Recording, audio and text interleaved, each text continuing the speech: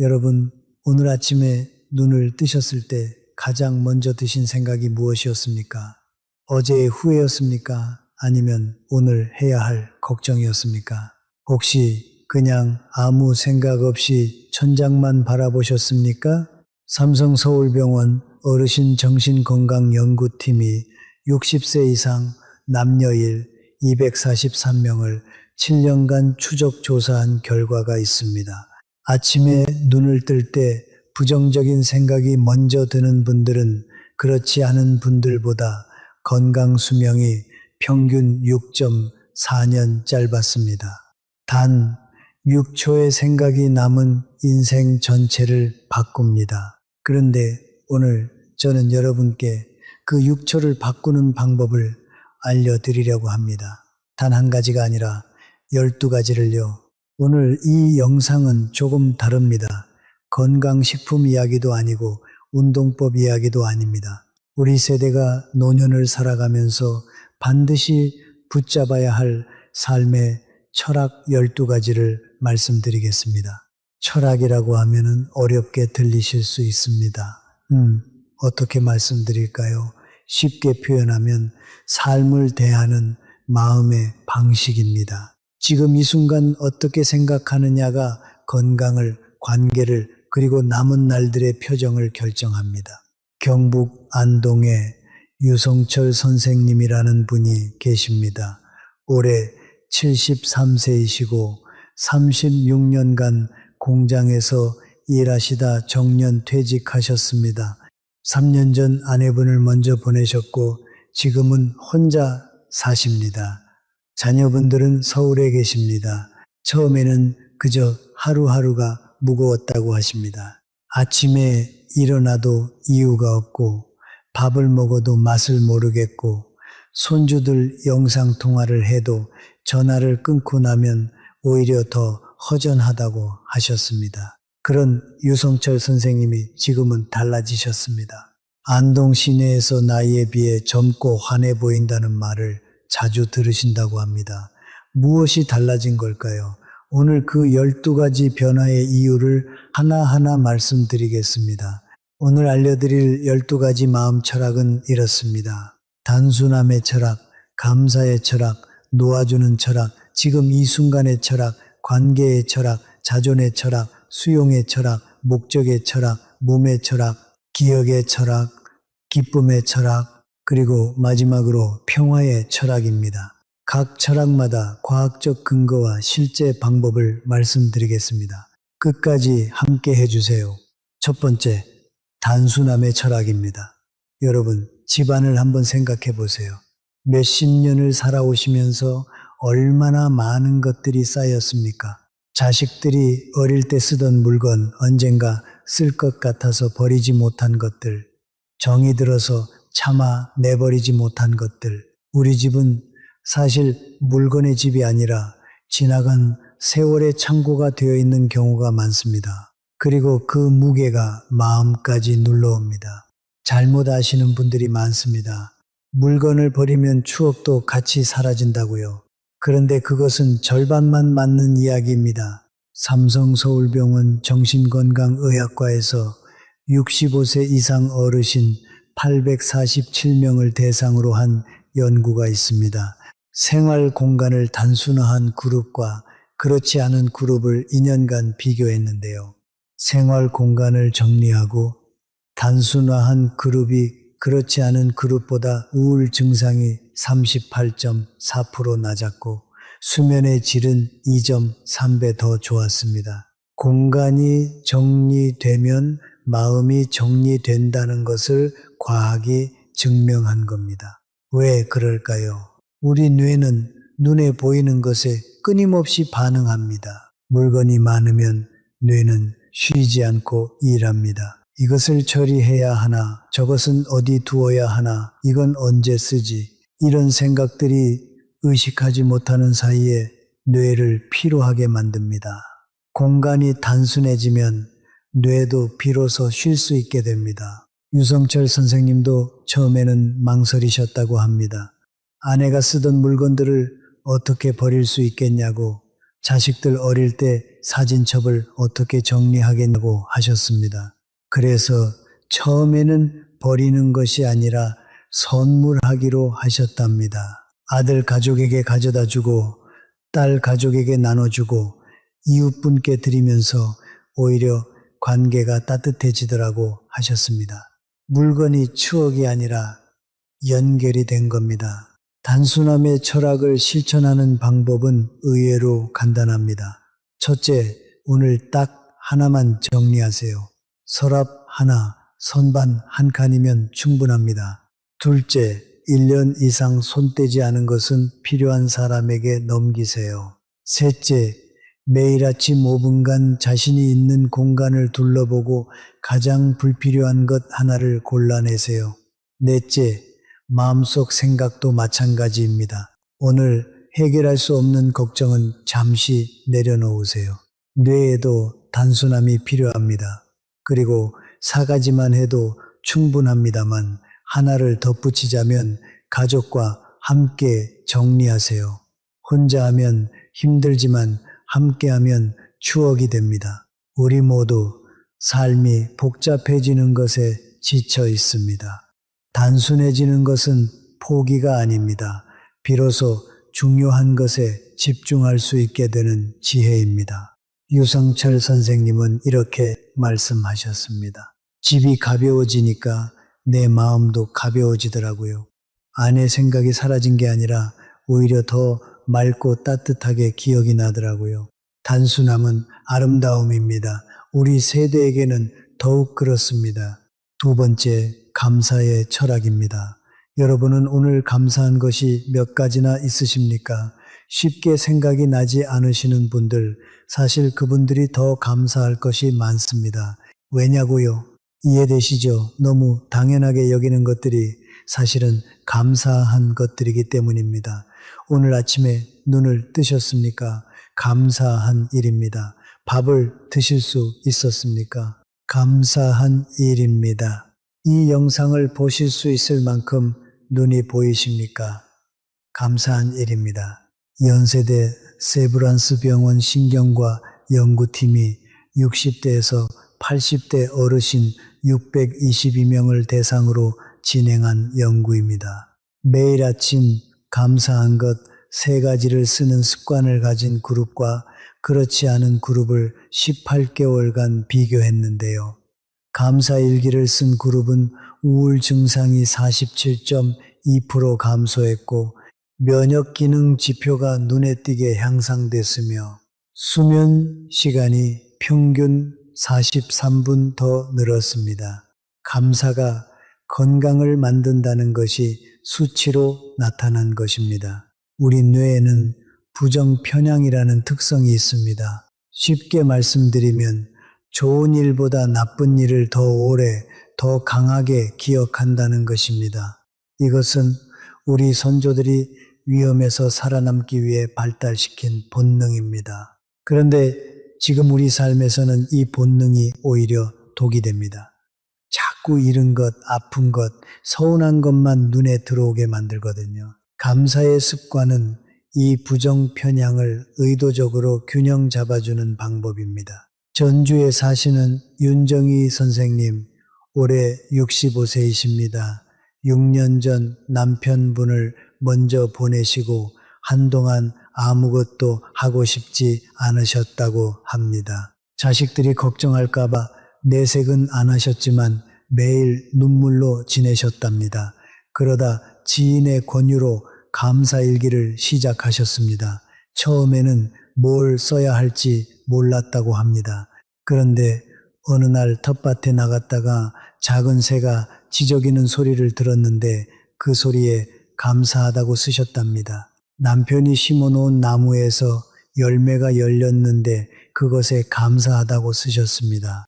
지금은 하루도 빠지지 않고 감사 일기를 쓰신다고 합니다. 이제는 아침에 일어나는 것이 기대된다고 하십니다. 감사한 것을 찾아야 하니까요. 감사의 철학을 실천하는 방법. 저도 처음엔 거창하게 시작하려 했는데요. 아니, 그게 아니라 가장 작은 것부터 시작하는 것이 맞습니다. 첫째, 아침에 눈을 뜨자마자 딱 3가지만 떠올리세요. 오늘 감사한 것 3가지.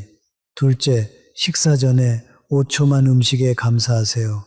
이 밥이 식탁에 오기까지 얼마나 많은 손길이 거쳤는지 생각하면 절로 감사해집니다. 셋째, 저녁에 잠들기 전 오늘 가장 좋았던 일 1가지를 기억하세요. 넷째, 가족에게 감사함을 말로 표현하세요. 우리 세대는 마음은 있어도 표현이 서툰 경우가 많습니다. 표현하지 않은 감사는 전달되지 않습니다. 우리 모두 살면서 빼앗긴 것들이 있습니다. 우리 세대는 더욱 그렇습니다. 가난한 시절에 꿈을 접었고 가족을 위해 자신을 뒤로 했습니다. 그 세월이 힘들었다는 것 저도 압니다. 그런데 바로 그 세월이 있었기에 지금 이 자리에 있는 것입니다. 감사는 과거를 지우는 것이 아닙니다. 과거를 다른 눈으로 보는 것입니다. 살아있음에 감사하고 지금 이 순간에 감사하는 것, 그것이 노년을 빛나게 합니다. 세 번째, 놓아주는 철학입니다. 오늘은 잠깐 이 부분이 사실 가장 중요한 이야기 중 하나입니다. 제 경험으로는 노년의 가장 무거운 짐은 물건이 아닙니다. 마음속에 쌓인 원망, 후회, 미움입니다. 그 짐을 우리는 스스로 지고 다닙니다. 아무도 짊어지라고 하지 않았는데 우리 스스로 붙들고 있습니다. 여러분께 여쭤볼게요. 지금 이 순간 마음속에 아직 풀리지 않은 감정이 있습니까? 오래된 서운함, 20년 전의 배신감, 젊을 때 나에게 상처를 준 누군가에 대한 기억, 그것을 떠올리면 지금도 가슴이 답답해지십니까? 그렇다면 그 감정은 사실 나를 해치고 있는 것입니다. 그 사람이 아니라요. 하버드 의과대학 신경과학 연구팀이 발표한 연구에 따르면 원망이나 분노 같은 부정적 감정을 오래 붙들고 있는 사람들은 심혈관 질환 위험이 2.6배 높고 면역 기능이 31.7% 낮습니다. 그 사람은 아무것도 잃지 않는데 내 몸이 대신 그 대가를 치르고 있는 겁니다. 참으로 불공평하지 않습니까? 놓아준다는 것은 그 사람을 용서한다는 뜻이 아닙니다. 오해하시는 분들이 많습니다. 용서는 상대를 위한 것이라고요. 그런데 놓아주는 것은 나를 위한 것입니다. 그 무거운 짐을 내가 더 이상 들고 다니지 않겠다는 결심입니다. 그 사람이 옳고 그름을 떠나서 내가 이 감정에 더 이상 에너지를 쓰지 않겠다는 선택입니다. 광주에 사시는 박정숙 선생님, 올해 71세이십니다. 오래전 형제 간 재산 분쟁으로 형님과 20년 넘게 연락을 끊고 사셨답니다. 그 원망이 얼마나 깊었던지 꿈에서도 형님이 나올 정도였다고 하십니다. 그러다 형님이 중병에 걸렸다는 소식을 들으셨습니다. 처음에는 내 알 바 아니라고 생각하셨는데 밤새 잠을 못 이루셨답니다. 결국 병원에 찾아가 형님 손을 잡으셨습니다. 형님도 박정숙 선생님도 말없이 우셨다고 합니다. 집에 돌아오시는 길에 이상하게 몸이 가볍더라고 하셨습니다. 20년을 들고 다니던 짐을 내려놓은 것처럼요. 그 후로 형제분은 화해하셨고 지금은 가끔씩 연락을 나누신다고 합니다. 모든 경우에 찾아갈 수는 없습니다. 사정이 있으실 겁니다. 그래도 괜찮습니다. 실제로 찾아가지 않아도 마음속에서 놓아줄 수 있습니다. 방법을 드릴게요. 조용한 시간에 눈을 감으세요. 그 사람의 얼굴을 떠올리세요. 그리고 마음속으로 이렇게 말씀하세요. 나는 이 감정을 이제 내려놓겠습니다. 나를 위해서요. 이것으로 충분합니다. 바로 그날 모든 것이 사라지지 않을 수도 있습니다. 하지만 그 선택을 반복할 때마다 조금씩 가벼워집니다. 우리 함께 내려놓읍시다. 우리 세대는 참 많이 참아왔습니다. 그만큼 마음속에 쌓인 것도 많습니다. 이제는 놓아줄 때가 됐습니다. 자식들에게 짐이 되지 않으려면 먼저 내 마음의 짐을 내려놓아야 합니다. 가벼운 마음이 가벼운 몸을 만들고 가벼운 몸이 건강한 노년을 만듭니다. 네 번째, 지금 이 순간의 철학입니다. 여러분, 지금 이 순간에 계십니까? 아니면 어제를 생각하고 계십니까? 아니면 내일 걱정을 하고 계십니까? 사실 우리 대부분은 지금 이 순간이 아닌 다른 곳에 있습니다. 과거의 후회나 미래의 걱정이 우리 마음을 빼앗아 갑니다. 그런데 생각해 보면 과거는 이미 지나갔고 미래는 아직 오지 않았습니다. 우리가 실제로 살 수 있는 유일한 시간은 지금 이 순간뿐입니다. 서울대학교 병원 정신건강의학과가 65세 이상 어르신 519명을 대상으로 진행한 연구에서 흥미로운 결과가 나왔습니다. 일상에서 현재에 집중하는 시간이 많은 어르신들은 그렇지 않은 어르신들보다 삶의 만족도가 2.4배 높았습니다. 우울 증상이 생길 확률은 54.3% 낮았습니다. 과거와 미래에 사로잡히는 것이 아니라 지금 이 순간을 사는 것이 얼마나 중요한지 보여주는 수치입니다. 지금 이 순간의 철학을 실천하는 방법 중에 가장 쉬운 것이 있습니다. 첫째, 식사를 천천히 드세요. 밥 한 숟가락을 입에 넣고 그 맛에 집중해 보세요. 짠지, 달지, 부드러운지, 쫄깃한지, 지금 이 순간 음식의 맛에 온전히 있어 보세요. 이것이 현재에 사는 연습의 시작입니다. 둘째, 걷기를 하실 때 발이 땅에 닿는 느낌에 집중해 보세요. 발바닥이 땅을 밀어내는 느낌, 바람이 뺨에 닿는 느낌, 햇살이 따뜻한 느낌. 셋째, 손주와 이야기할 때 핸드폰을 내려놓으세요. 그 아이의 눈을 보세요. 그 웃음소리를 들으세요. 지금 이 순간 그 아이와 함께 있으세요. 넷째, 아침에 일어나서 딱 1분만 창밖을 바라보세요. 오늘의 하늘이 어떤지, 날씨가 어떤지, 나무가 어떻게 흔들리는지 그 1분이 온전히 지금 이 순간에 있는 연습이 됩니다. 우리 세대는 미래를 위해 현재를 희생하는 삶을 살아왔습니다. 자식 교육을 위해, 가족의 내일을 위해 오늘을 아꼈습니다. 그것은 숭고한 헌신이었습니다. 그러나 이제는 달라져야 합니다. 이제는 지금 이 순간을 살 권리가 있습니다. 지금 피어있는 꽃을 보세요. 지금 맡을 수 있는 음식 냄새를 느끼세요. 지금 들을 수 있는 새소리를 들으세요. 이것이 노년의 특권입니다. 다섯 번째, 관계의 철학입니다. 나이가 들수록 관계는 더 중요해집니다. 그런데 이상하게도 나이가 들수록 관계는 더 어려워지기도 합니다. 자식들은 바빠지고 오랜 친구들은 하나둘 먼저 가고 몸이 불편해지면서 사람 만나는 것 자체가 버거워지기도 합니다.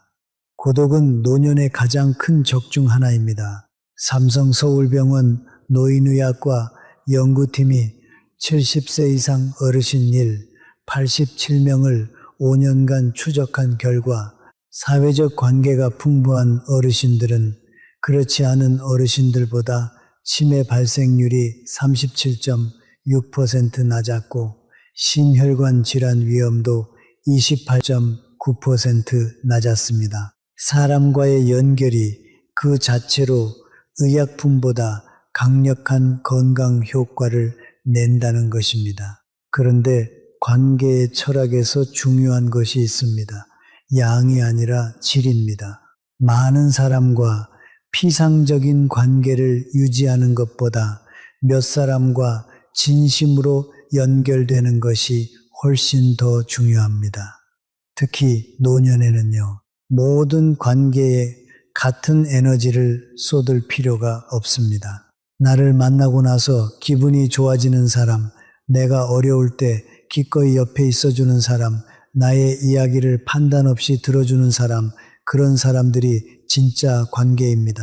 그런 사람이 딱 두세 명만 있어도 충분합니다. 반대로 만나고 나서 늘 기운이 빠지는 관계, 만날 때마다 비교되고 부족하게 느껴지는 관계, 늘 받기만 하고 주는 것이 없는 관계, 그런 관계는 줄여도 됩니다. 이것이 차갑게 들리실 수도 있습니다. 그런데 노년의 시간은 한정되어 있습니다. 소중한 시간을 나를 소모시키는 관계에 쓰는 것은 아깝습니다. 자녀 관계도 마찬가지입니다. 자식을 사랑하는 것과 자식에게 의존하는 것은 다릅니다. 자식의 삶에 지나치게 개입하려 하거나 자식에게 기대어 내 일상의 빈 공간을 채우려 하면 오히려 관계가 불편해집니다. 자식도 자신의 삶이 있습니다. 우리가 젊을 때 그랬듯이요. 자식을 응원하되 자식의 발목을 잡지 않는 것, 자식의 방문이 의무가 아니라 기쁨이 되도록 관계를 유지하는 것, 그것이 아름다운 효도의 새로운 형태입니다. 관계의 철학을 실천하는 방법. 첫째, 이번 주에 진심으로 연결되고 싶은 사람 한 명에게 먼저 연락해 보세요. 오래된 친구, 멀리 사는 형제, 오랜만에 안부가 궁금한 이웃, 먼저 연락하는 것이 관계를 살립니다. 둘째, 손주에게 전화할 때 아이가 하고 싶은 이야기를 먼저 들어주세요. 할머니나 할아버지가 잔소리가 아닌 든든한 편이 되어주면 아이들이 먼저 연락해 옵니다. 셋째, 같은 처지의 이웃이나 지인과 작은 모임을 만들어 보세요.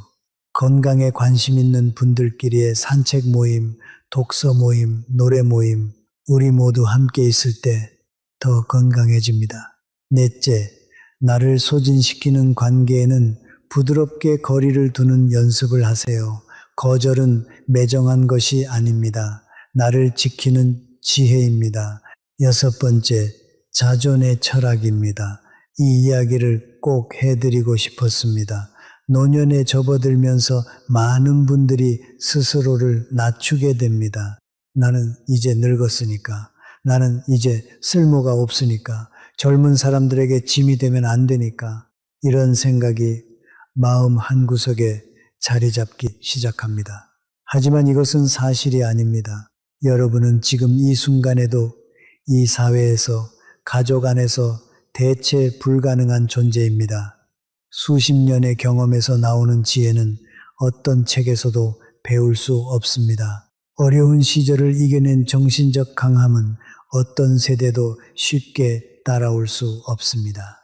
요즘 젊은 사람들과 달리 우리 세대가 가진 것이 있습니다. 끈기, 인내, 공동체에 대한 헌신, 그리고 삶을 온몸으로 살아낸 진짜 경험. 이것이 가치 없다고 생각하시면 안 됩니다. 고려대학교 병원 노인정신의학과 연구 결과입니다. 자존감이 높은 어르신들은 그렇지 않은 어르신들보다 신체 기능이 유의미하게 더 오래 유지됐습니다. 자존감이 건강을 만든다는 것입니다. 자신을 가치 있는 존재로 여기는 것 자체가 건강을 지키는 행위입니다. 유성철 선생님이 처음에 힘드셨던 이유 중 하나가 이것이었다고 합니다.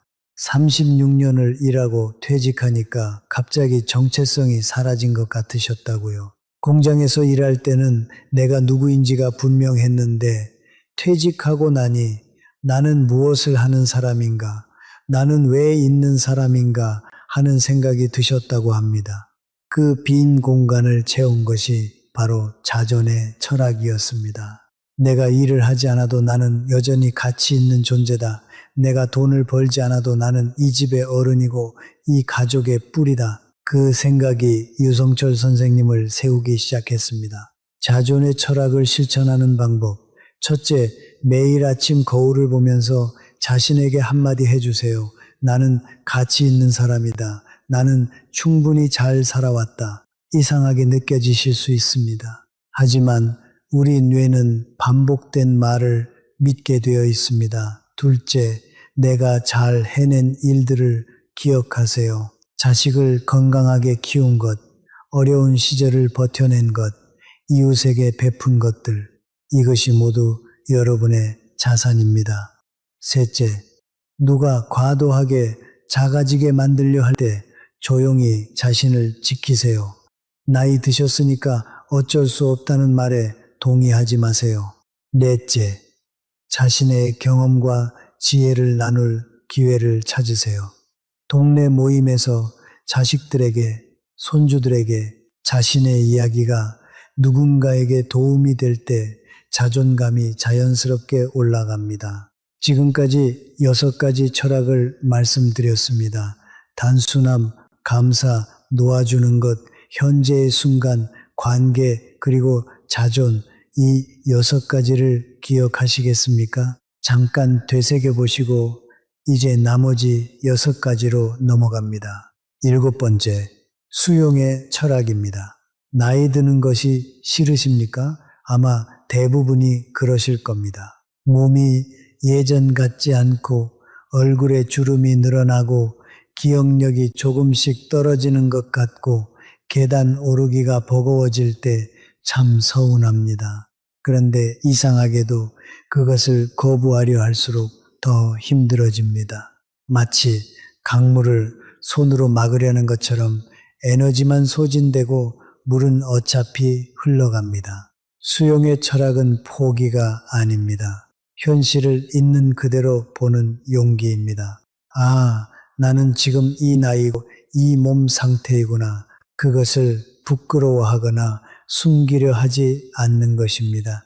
그리고 바로 그 지점에서 진짜 삶이 시작됩니다. 서울 아산병원 노인의학과 연구팀이 70대 어르신 453명을 대상으로 진행한 연구에서 노화를 수용하는 태도를 가진 어르신들은 그렇지 않은 어르신들보다 전반적인 삶의 질이 2.1배 높았습니다. 역설적이게도 나이 드는 것을 받아들일 때 더 건강하게 나이 들 수 있다는 것입니다. 수용한다는 것은 개선을 포기한다는 뜻이 아닙니다. 무릎이 아프다면 치료를 받고 관리를 해야 합니다. 하지만 70세의 무릎이 30세의 무릎처럼 되기를 기대하지는 않는 것입니다. 지금 내 몸 상태에서 할 수 있는 가장 좋은 것을 하는 것, 그것이 수용입니다. 천안에 사시는 서진우 선생님 75세이시고 전 약사 출신이십니다. 신장 기능이 조금 떨어지셔서 식이 조절을 하셔야 했을 때 처음에는 굉장히 우울하셨다고 합니다. 좋아하는 음식을 못 먹는 것도 힘들었지만 내 몸이 이제 이렇게 됐구나 하는 생각에 더 마음이 무거우셨다고요. 그러다 깨달으셨다고 합니다. 이 몸이 75년을 버텨준 거라고 감사하게 생각해야 한다고, 지금부터 내가 할 수 있는 범위 안에서 최선을 다하면 된다고, 그 생각의 전환이 모든 것을 바꿨다고 하십니다. 8번째, 목적의 철학입니다. 여러분은 오늘 아침 왜 일어나셨습니까? 이 질문이 너무 직접적으로 들리실 수도 있습니다. 하지만 이것은 인생에서 가장 중요한 질문 중 하나입니다.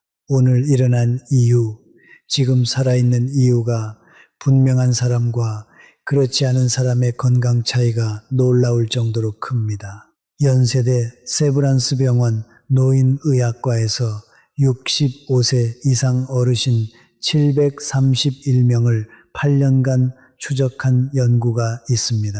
삶의 목적이나 의미를 뚜렷하게 가진 어르신들은 그렇지 않은 어르신들보다 사망률이 24.8% 낮았고 신체 기능 저하 속도가 21.3% 느렸습니다. 목적 있는 삶이 수명을 연장하고 건강 수명을 늘린다는 것입니다.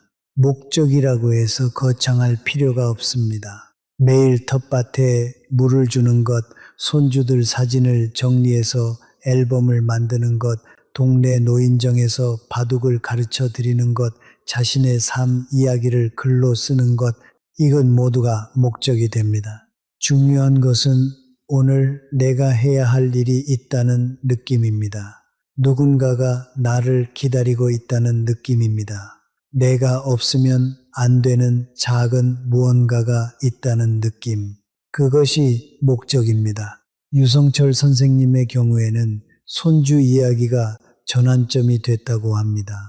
큰 아들의 아이가 초등학교에 들어가면서 할아버지에게 안동의 역사와 전통에 대해 여쭤봤다고 합니다.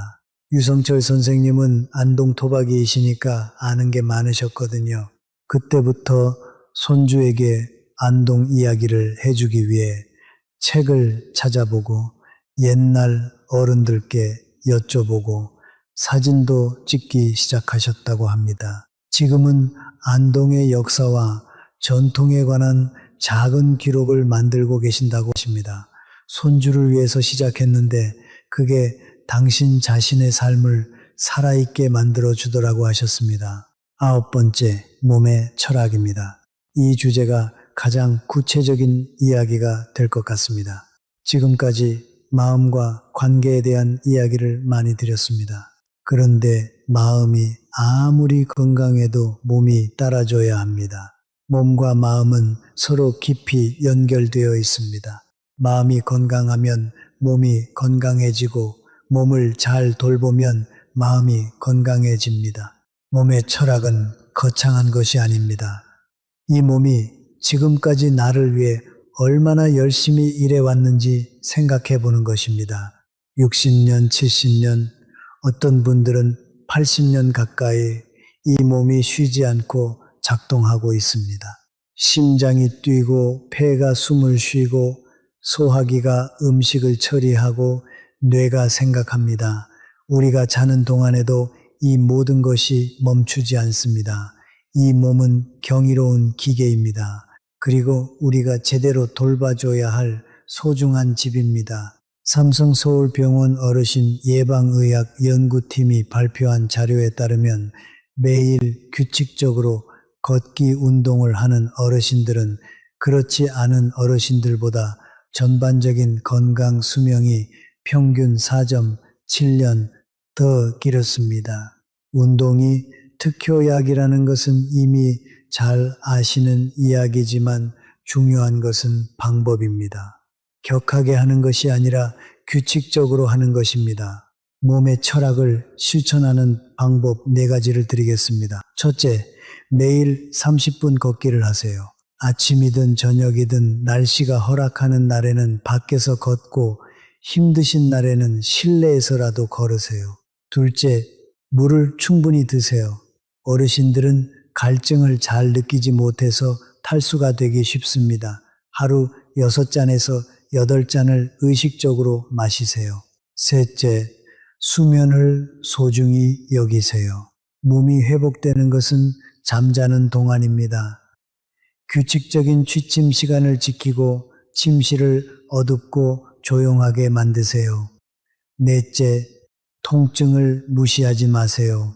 어디가 아프면 참으시는 분들이 많습니다. 우리 세대는 특히 그렇습니다. 하지만 통증은 몸이 보내는 신호입니다. 빨리 살피고 돌봐줘야 합니다. 몸은 마음의 집입니다. 마음이 아무리 좋은 생각을 해도 몸이 아프면 그 생각을 실천할 수 없습니다. 이 몸을 소중히 여기는 것이 노년을 잘 사는 가장 기본적인 철학입니다.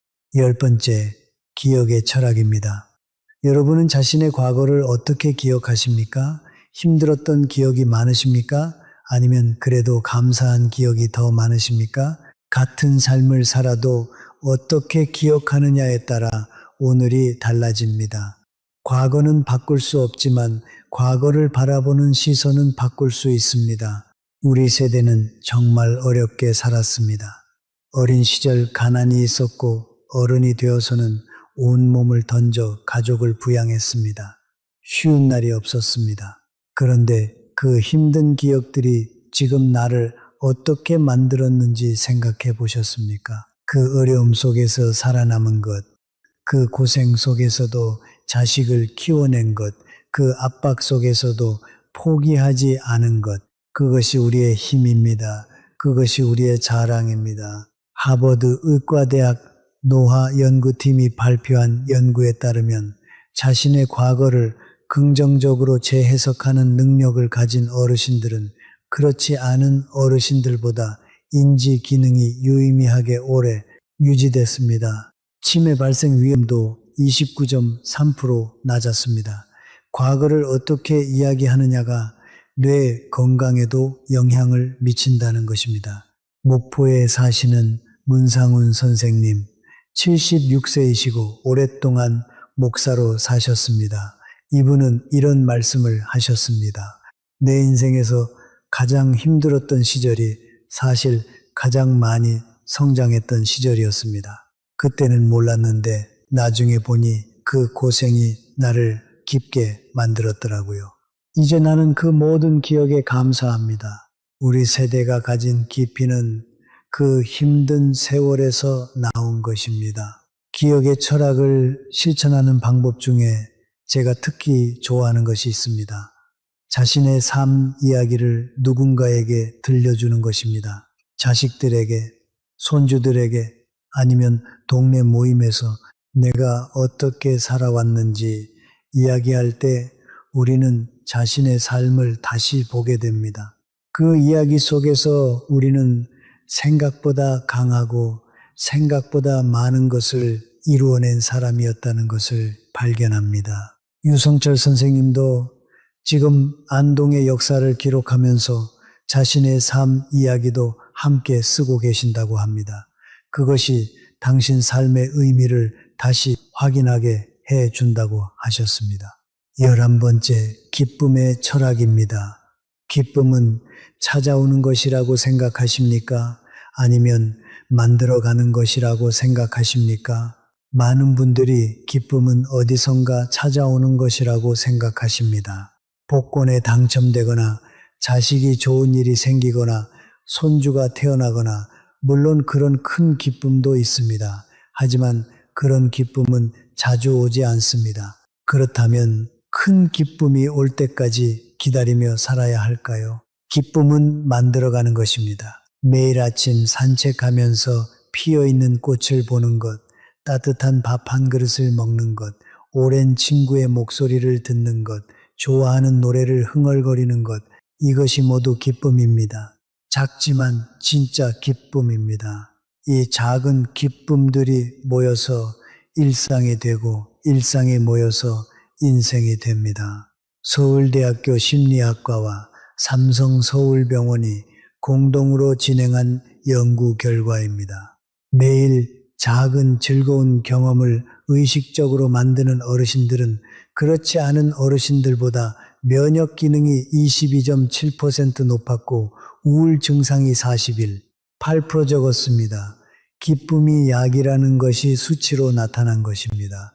기쁨의 철학을 실천하는 방법. 먼저 자신이 어떤 것에서 기쁨을 느끼는지 알아야 합니다. 어떤 분들은 요리할 때 기쁘다고 하십니다. 어떤 분들은 뜨개질이나 하단 가꾸기에서 기쁨을 느끼신다고 합니다. 어떤 분들은 노래 부를 때, 어떤 분들은 책 읽을 때, 어떤 분들은 손주와 놀 때, 그것이 무엇이든 괜찮습니다.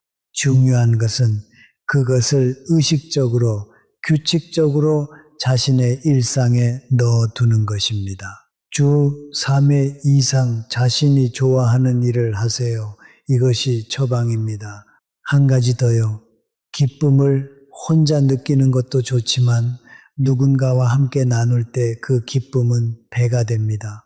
좋은 것을 봤을 때 가족에게 말해주세요.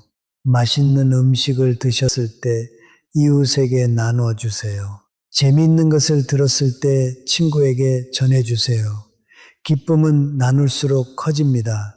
우리 모두 함께 기쁜 노년을 만들 수 있습니다. 12번째, 평화의 철학입니다. 이것이 오늘 마지막 철학입니다. 그리고 사실은 앞에 11가지가 모두 이 마지막 하나를 향해 가고 있습니다. 마음의 평화, 평온한 마음, 흔들리지 않는 내면의 고요함. 이것이 노년의 가장 깊은 선물입니다. 평화는 어디서 오는 걸까요? 좋은 집이 있어야 평화로운 게 아닙니다. 건강이 완벽해야 평화로운 게 아닙니다. 자식들이 다 잘 풀려야 평화로운 게 아닙니다. 평화는 외부 조건에서 오지 않습니다. 내 안에서 옵니다. 지금까지 이야기한 11가지 철학들을 실천할 때 그 안에서 자연스럽게 피어나는 것이 평화입니다. 단순해지면 마음이 고요해집니다. 감사하면 마음이 따뜻해집니다. 놓아주면 마음이 가벼워집니다. 지금 이 순간을 살면 마음이 안정됩니다. 관계가 건강해지면 마음이 따뜻해집니다. 자신을 존중하면 마음이 단단해집니다. 현실을 수용하면 마음이 편안해집니다. 목적이 생기면 마음이 충만해집니다. 몸을 돌보면 마음이 안정됩니다. 과거를 새롭게 보면 마음이 자유로워집니다. 기쁨을 실천하면 마음이 밝아집니다.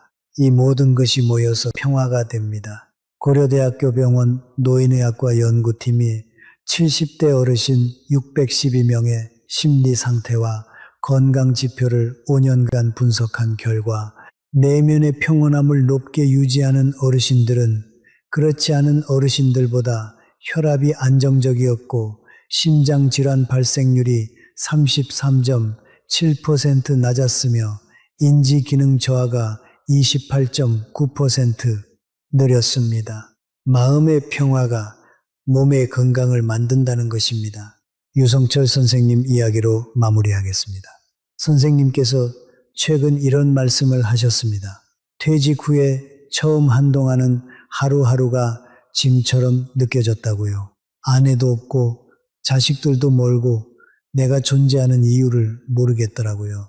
그런데 어느 날 새벽에 혼자 밖에 나갔는데 안동 하늘에 별이 정말 많이 보이더라고 합니다. 그 별을 보면서 내가 이 별을 보고 있다는 것 자체가 기적이다 라는 생각이 드셨다고 합니다. 지금까지 살아온 것, 지금 이 순간 이 하늘 아래에 있는 것, 그것이 감사하다는 생각이 드셨다고요. 그날 이후 유성철 선생님의 삶이 조금씩 달라지기 시작했다고 합니다. 마음의 평화는 완벽한 상황에서 오지 않습니다. 지금 이 순간 있는 그대로의 내 삶을 받아들이고 그 안에서 작은 것들에 감사하고 앞으로 나아갈 때 찾아옵니다. 우리 모두 그 평화를 향해 함께 걸어갈 수 있습니다. 자, 오늘 알려드린 12가지 마음 철학을 다시 한번 정리해 드리겠습니다. 하나도 빠짐없이 기억하실 필요는 없습니다. 하지만 오늘 가장 마음에 와닿은 것 2-3가지만이라도 실천해 보세요. 작은 변화가 큰 인생을 만듭니다. 첫째, 단순함의 철학.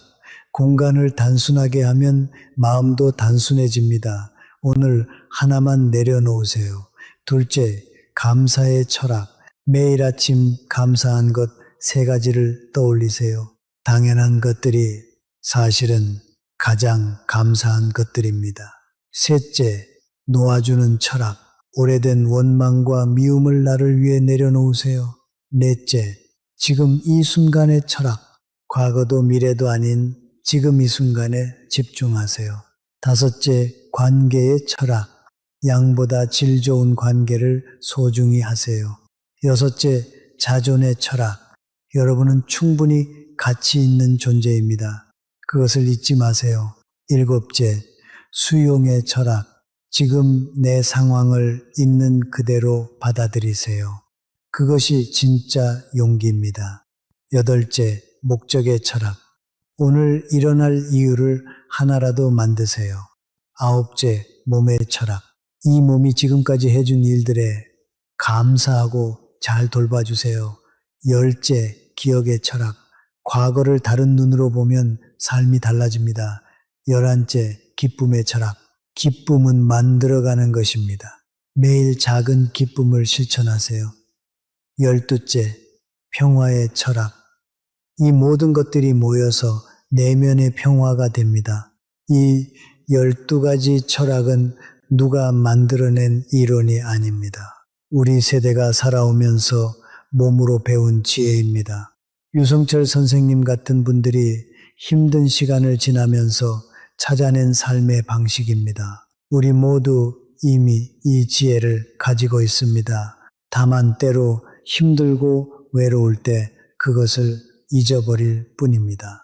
오늘 이 영상이 그 지혜를 다시 떠올리게 해드렸으면 합니다. 우리 세대는 이 나라를 일으켜 세운 세대입니다. 아무것도 없던 시절에서 지금의 대한민국을 만든 세대입니다. 그 힘이 아직 우리 안에 있습니다. 우리는 노년에도 여전히 배울 수 있고 성장할 수 있고 변화할 수 있습니다. 우리 함께 건강하고 아름다운 노년을 만들어 갑시다. 오늘 영상이 마음에 도움이 되셨다면 주변의 소중한 분들과 함께 나눠주세요.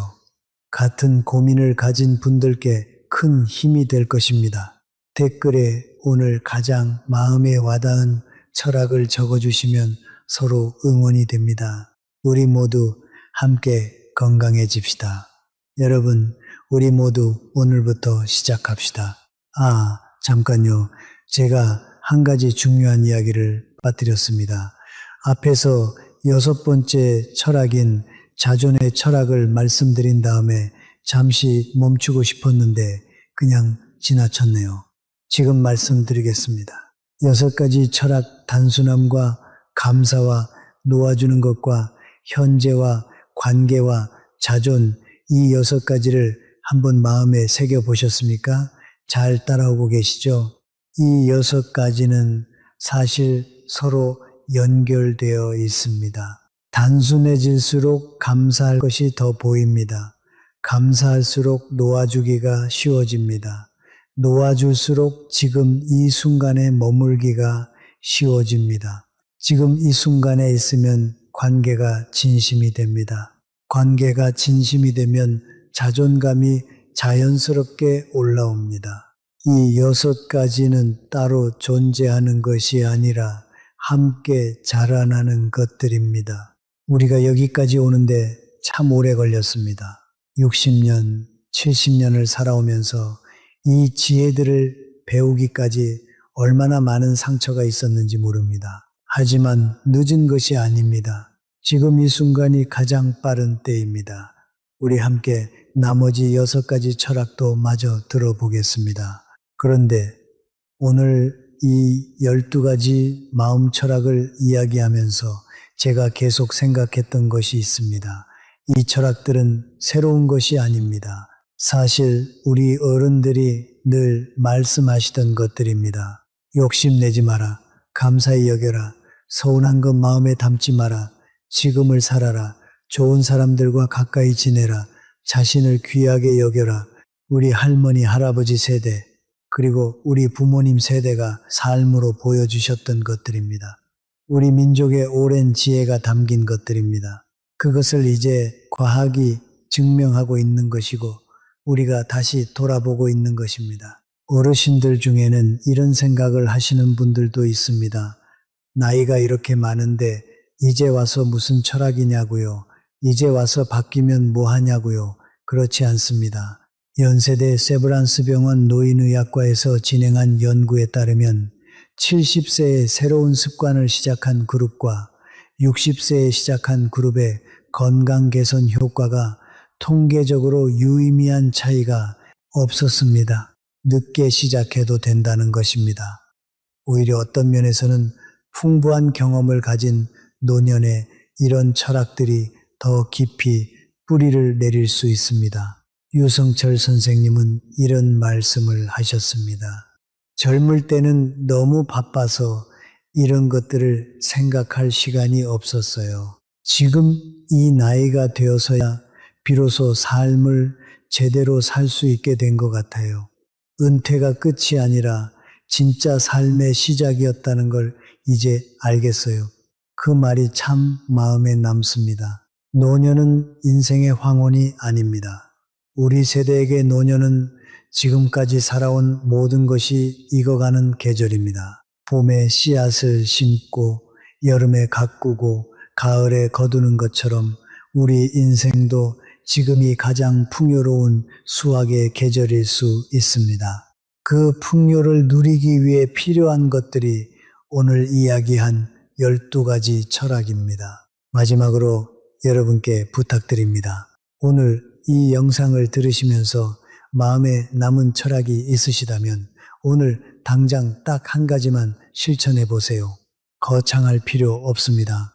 감사일기를 시작하는 것도 좋고, 집에서 오늘 물건 하나를 정리하는 것도 좋고, 오랫동안 연락하지 않은 친구에게 안부 문자 하나 보내는 것도 좋습니다. 아니면 오늘 저녁 밥을 먹으면서 그냥 밥맛에 집중해 보는 것만으로도 충분합니다. 작은 시작이 큰 변화를 만듭니다.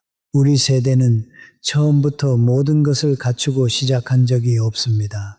없는 것들 속에서도 길을 만들고 어두운 시절에도 새벽을 기다릴 줄 알았습니다. 그 정신이 지금도 우리 안에 있습니다. 우리 모두 함께 더 건강하고 더 평화로운 노년을 향해 걸어갑시다. 오늘도 이 자리에서 여러분과 함께 할 수 있어서 감사합니다. 우리 모두 함께 건강해집시다. 여러분, 우리 모두 오늘부터 시작합시다. 잠깐 지금까지 이야기를 잘 들어주셨습니까? 우리 함께 잠시 멈추고 숨을 고르겠습니다. 우리가 오늘 이야기한 철학들 중에 여러분의 마음에 가장 많이 남은 것이 무엇입니까? 저는 오늘 이 이야기를 준비하면서 계속 한 가지 생각이 떠올랐습니다. 우리 세대가 얼마나 강하고 아름다운 세대인가 하는 것입니다.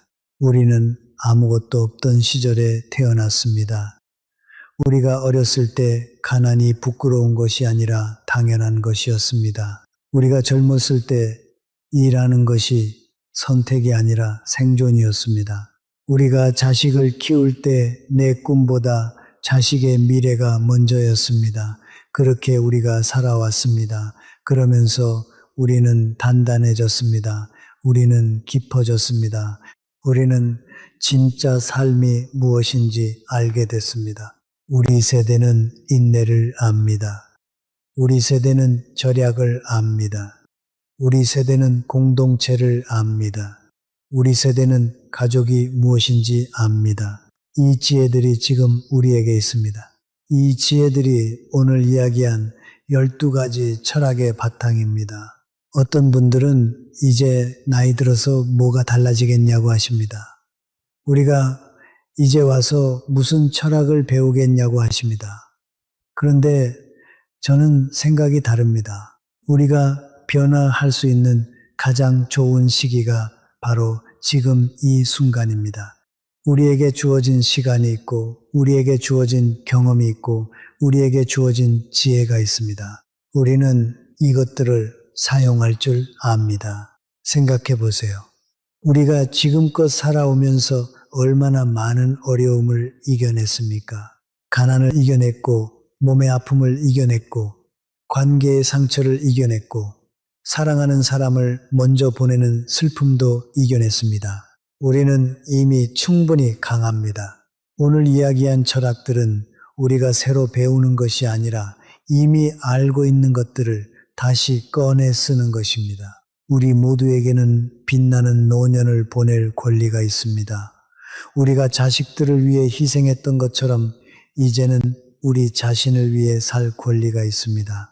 우리가 가족을 위해 아꼈던 것처럼 이제는 우리 자신을 위해 투자할 권리가 있습니다. 우리의 시간, 우리의 마음, 우리의 건강, 이것들이 소중합니다. 우리 함께 약속합시다. 오늘부터 우리는 스스로를 더 잘 돌보겠습니다. 우리는 감사할 것들을 찾겠습니다. 우리는 놓아줄 것들을 내려놓겠습니다. 우리는 지금 이 순간에 더 많이 머물겠습니다. 우리는 소중한 관계를 지키겠습니다. 우리는 우리 자신을 귀하게 여기겠습니다. 이 약속이 우리 모두의 노년을 바꾸어 놓을 것입니다. 유성철 선생님이 마지막으로 이런 말씀을 해주셨습니다. 혼자 있을 때 가장 무서웠는데 이제는 혼자 있어도 외롭지 않아요. 왜냐하면 제가 저 자신과 친해졌거든요. 내가 나의 가장 좋은 친구가 된 겁니다. 그 말이 오늘 이야기의 핵심을 담고 있다고 생각합니다. 자신을 알고 자신을 사랑하고 자신과 함께 있을 수 있을 때 노년은 비로소 풍요로워집니다. 우리 모두 그렇게 될 수 있습니다. 우리 모두 그 길을 걸어갈 수 있습니다. 오늘 이 영상이 그 길의 작은 이정표가 되었으면 합니다. 우리 함께 건강하고 아름다운 노년을 만들어 갑시다. 이 영상이 도움이 되셨다면 소중한 분들과 나눠주세요. 함께 건강해집시다. 여러분, 우리 모두 오늘부터 시작합시다.